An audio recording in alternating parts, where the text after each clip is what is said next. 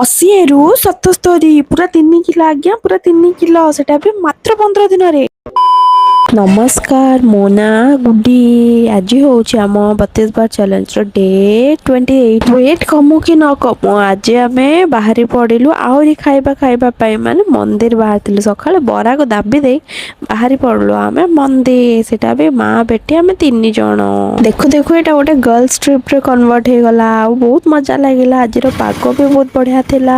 ଥଣ୍ଡା ଥଣ୍ଡା ପାଗରେ ଆମେ ଯାଇଥିଲୁ ମନ୍ଦିର, ସତ୍ୟସାଇ ବାବାଙ୍କ ମନ୍ଦିର। ବହୁତ ବଢ଼ିଆ ଲାଗିଲା।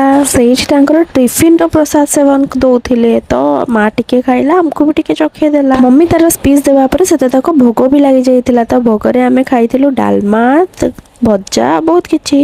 ତାପରେ ଏଇଟା ଆମେ ସ୍ମାର୍ଟ ବଜାର ପଳେଇ ଆସିଥିଲୁ, ଆମର ଟ୍ରିଓ ଯୋଉଠି ଭଲ ଲାଗୁଛି ନା। ତାପରେ ଆମେ ୱାଫଚା ବି ଯାଇଥିଲୁ। ୱାଫଚାରେ ୱାଫଲ୍ସ ଆଉ ସେକ୍ ପିଉ ପିଉ ଅଟୋବାଲା ଅଙ୍କଲ ଆସି ଯାଇଥିଲା। ଆମେ ଅଟୋରେ ହିଁ ବାକି ସବୁ ଖାଇବା ଖାଇଲୁ। ରହୁଛି, ଜୟ ଜଗନ୍ନାଥ। ଆପଣଙ୍କୁ ମୋ ଭିଡ଼ିଓ କେମିତି ଲାଗୁଛି?